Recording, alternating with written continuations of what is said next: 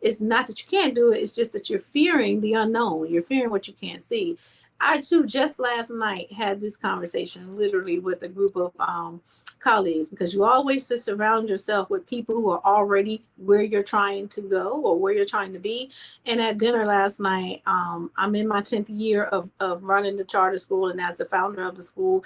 And they were telling me, they was like, Stacey, you know what? You're in your own way. You are in the way of your bigger vision, because the bigger vision was to have multiple schools, in different states. And it was like, for 10 years, you've been doing a great job running the one school that you've opened, and you're in between trying to open a second school. And it was like, so why haven't you moved out of that position of the day to day and allowed someone else to get in that space and run your day to day operation? And I had to stop. And reflect on that, because that constructive criticism turns out to be quite true. Like, why haven't I put a principal in place and moved myself into a different position so I can get these other projects off the ground? And so the last thing they said is like, you do a lot of stuff, but you're not Superwoman.